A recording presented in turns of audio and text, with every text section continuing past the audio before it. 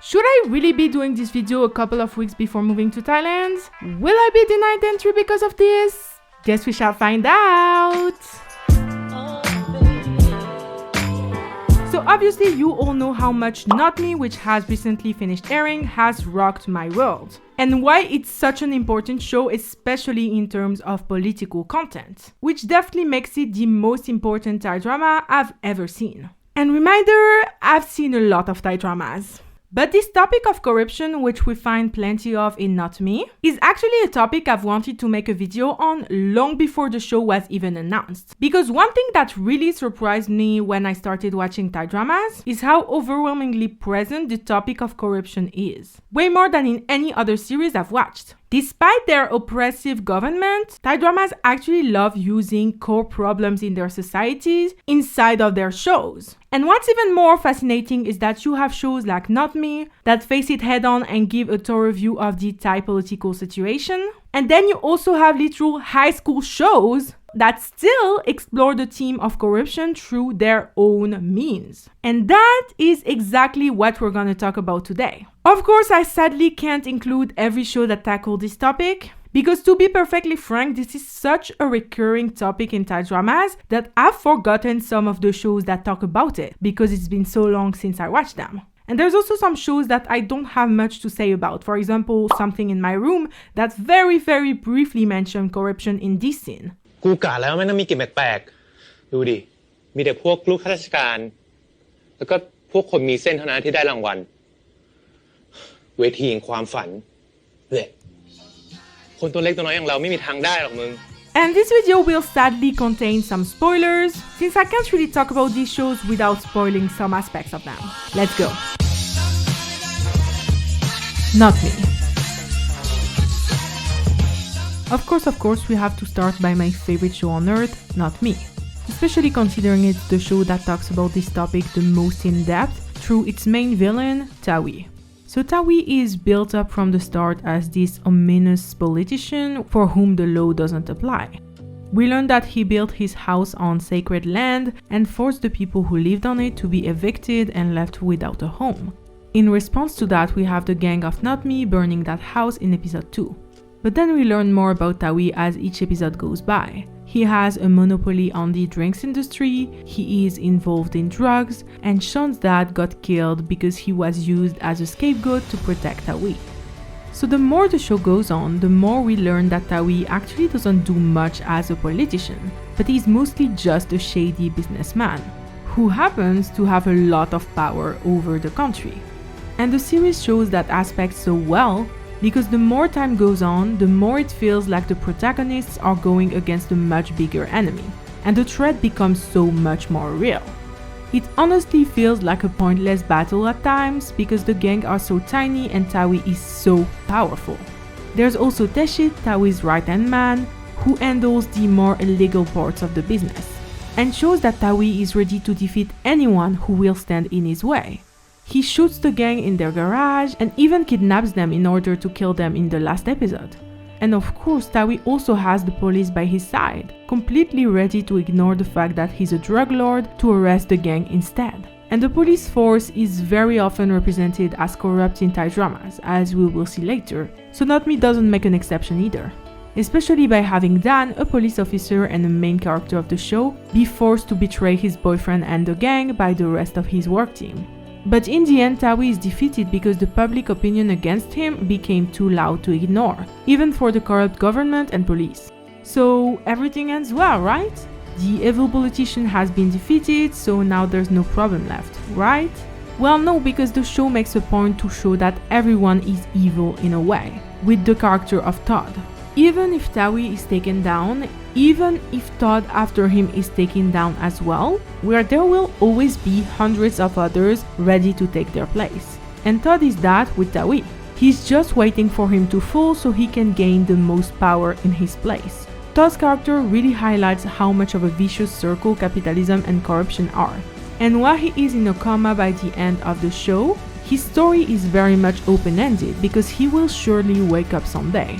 So the threat is still very much there, and the show doesn't magically solve corruption, but instead, It shows that only if enough people can tolerate it anymore, some things will be able to change. Sleepless society, insomnia. Then for another drama I love, a much underrated one at that, we have Sleepless Society, Insomnia. The show is mostly an investigation by a young model returning to her native island. But there is actually a lot of corruption shown inside of it as well. I really don't want to spoil this show since it relies heavily on plot twists, and I want to encourage everyone watching this video to give it a chance, so I'll stay a bit vague. But basically, even on such a small island, we can see that people are fighting to gain power, in order to do illegal activities such as human trafficking. There is no regard for human life or the law, and in fact the supposed upholders of the law are all corrupt and letting it happen. There is a status quo that gets maintained by everyone just ignoring the problem, or even actively participating in it. And just like Not Me, the show has quite a cynical view of it, because the show ends on this cycle repeating itself. If one person is taken down, another just as greedy and messed up will take their place. Corruption and greed are a never-ending vice. 1,000 Stars.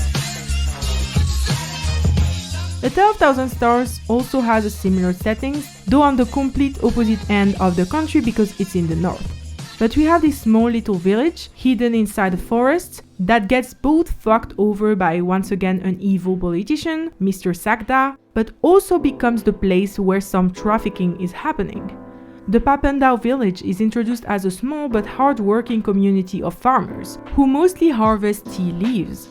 With Tian's arrival in the village, he quickly realizes that Mr. Sagda's men are underpaying for the weight of leaves that they're buying, effectively ripping the villagers off. Once their decades-long lie is revealed, and because Mr. Sagda has the monopoly on the region, they stop buying the tea leaves, causing the villagers to almost lose their livelihoods. In the end, the issue gets solved, but Mr. Sagda still keeps his influence and ominous presence over both Tian and Pupa. And we soon learn that he was trafficking people and arms in the forest that Pupa is in charge of protecting. So once again, we have another Tawi on our hands.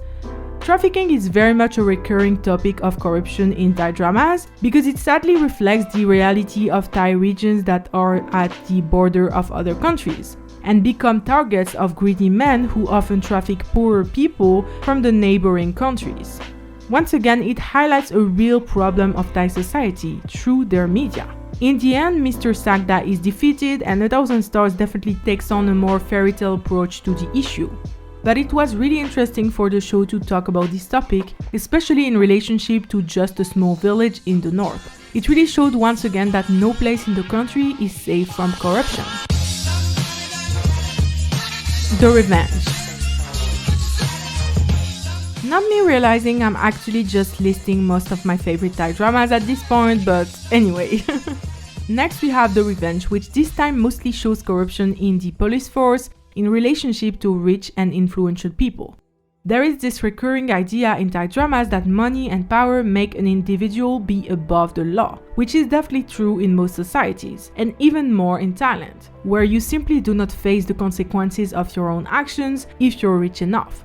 And here we have the main characters who are an absolutely despicable but influential and rich family.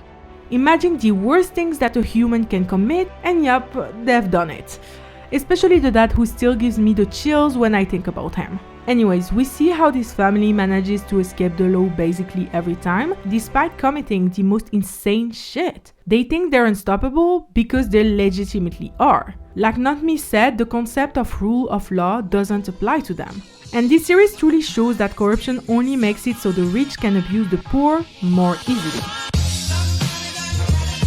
Manner of Death. Manner of Death is also a show that explores corruption in a small city up north, notably the corruption of politicians and the police directly related to sexual assault and sex trafficking.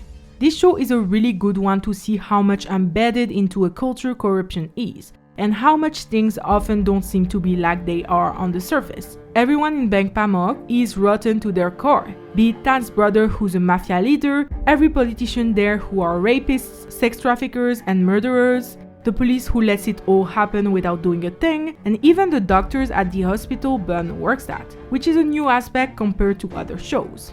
Once again, power allows you to do everything you want, just like the family in The Revenge. And this show especially showcases how women especially are the first victims of it, because women always are treated like literal pieces of meat who only exist to satisfy the men's desires. Manner of Death was a really good and striking portrayal of how deep corruption lies in the system and how it affects the most vulnerable, women and children.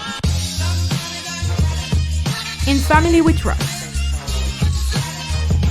So when I say this is really just a list of my favorite Thai dramas, it really seems like it because even my favorite Thai lacorns are in it.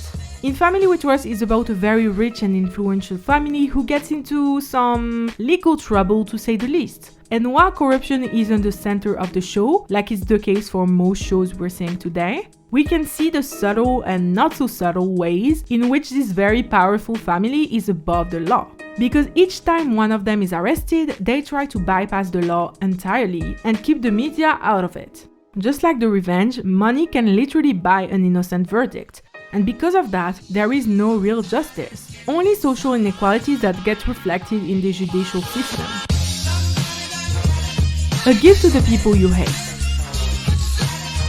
There is also A Gift to the People You Hate, one of my favorite GMMTV shows that people let flop because people keep sleeping on Thai dramas. One of the central figures of the show, Ploy, is the daughter of a powerful politician who's about to become the Prime Minister of Thailand. Which, side note, this is the first Thai show I see directly make a reference to the role of Prime Minister, which is a big deal considering Millie, one of the biggest Thai artists, was fined by the government because she criticized them on Twitter. So to imply that someone who is being considered to be the Prime Minister is corrupt and absolutely unhinged is very risky. And in a way, I do think this show wasn't promoted at all, just like Not Me, and even less, because it was considered too political to take the risk of it blowing up and becoming incredibly popular, putting GMMTV in trouble. But I will talk more about how GMMTV completely sabotaged Not Me in an upcoming video. So anyways, Ploy gets into an accident and kills someone, but her dad manages to shut the whole situation down. Years later, as he's about to become the Prime Minister, his opponent gets his hand on the video of Ploy's accident, and her dad decides to torture her with the magical gifts of the show and even ask her to kill herself for the good of her country.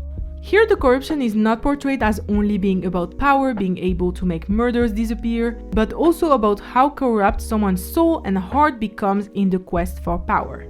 Ploy's dad is the character I wanted to talk about today, but in fact every character of this show is corrupt in some way.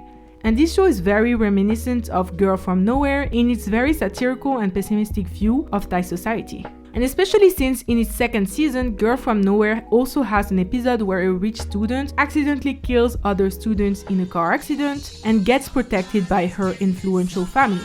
So the similarities truly are there. Huajai Sila. Then for my second favorite lacorn of the list, we have Huajai Sila. And one thing I have to point out is that thankfully the corrupt politicians are almost always the villains of these stories. And here is no exception.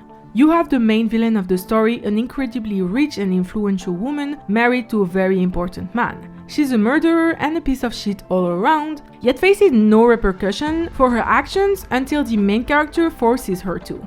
And even then, while on the run, she roams around mostly freely and continues to want to cause harm. She's truly above the law in every way, and in this case it really enables her to cause more harm because she knows she won't get in trouble. Her sister is also married to a very important government official, and when the husband decides to divorce her, we can see her losing all of her privileges. I think it also shows a really important aspect of privilege, which is that women are in possession of it mostly through their family and/or marriage. In these stories, women still find themselves entirely relying on men, which is a problem with lacorns that I will discuss one day. Sleepless Society 2 Pillows. The second drama in the Sleepless Society series that I watched was 2 Pillows. And just like Insomnia, it also has its fair share of corruption and political drama. This series follows Kate, who wakes up next to a dead body after a party and is obviously assumed to be the culprit. But once again, because she's married to a rising politician, he manages to shut the whole thing down with the police, which is as always represented as corrupt in this series. Once again, through the whole show, Kate manages to escape the law entirely because she's rich and influential, until the very end when she gets backed up into a wall. But in the case of this series, she's allowed to create significant damage and still manages to escape unscathed. Kate was a really interesting character because she's both the main character and the villain of the show, and corruption and privilege was a really central part of her storyline. The Player. Another show that also showcases the police force being corrupt is The Player, with the character of Tin wanting justice but being stopped by his superiors, much like Dan in Not Me. Here we have Peach, an aspiring politician, being completely sheltered thanks to corruption. When Peach gets accused of murdering someone, the investigation is immediately rerouted after interviewing him. Even though there is significant evidence against him to at least continue investigating him, Tin is stopped by his superiors because it would look really bad to continue harassing such an important person in their eyes. Therefore, Peach is protected, and in the end, all is revealed by a confession from his mother, who is the one who tried to kill Mim, and not because the police actually did their job. In fact, Tin got suspended for trying to do his job correctly. Without a confession, the real culprit would have never faced the consequences of their actions. Once again, corruption protects the most powerful. The Gifted, Blacklist, and the Underclass. And to finish, I want to talk about the said high school shows I mentioned in the intro. I'll group them all together because they essentially have the same use of corruption. And we have one of my favorite Thai dramas ever, The Gifted, as well as Blacklist and the Underclass. And I'm also certain the upcoming show The Eclipse will also fall in that category. And it's the case of shows introducing tension in the form of the school administration. In most high school Thai dramas, the school administration and especially the principal is corrupted in one way or another, often allowing rich students to once again bypass the school rules. We often see parents giving huge sums of money to the school administration in order for them to help their kid out. And oftentimes the most privileged kid in school is either the principal's kid or the kid of the biggest financial contributor of the school. In the case of The Gifted, Blacklist, and the Underclass though, it is actually the main storyline of the show, and in every one of them the story is pretty similar. Students have to defeat their evil and corrupt principal and school administration. Similarly to Not Me, these shows play on the idea of people, in that case literal children, going against forces that are way too powerful for them to take on, but still managing to win. And it's very interesting to see how corruption doesn't only concern the political scene or the justice system, but in fact every single institution. Even literal children are affected by corruption because it's everywhere, and every time it only profits one type of people, the rich and the powerful. To conclude, one of my favorite aspects of Thai dramas is how much social commentary there is in them. Sometimes so hidden, it's barely noticeable. There is corruption, of course, but Thai dramas also tackle topics like sex work, the over-sexualization of women, how unsafe the world is for women as well. All topics that are not only relevant in Thai society, but frankly the rest of the world as well. It seems to me that Thai dramas are acutely aware of the shortcomings of their society and want to highlight them way more often than any other series from other countries do. And it's something that I genuinely appreciate about them so much. I hope you enjoyed this video. I'll see you next time and have a great day.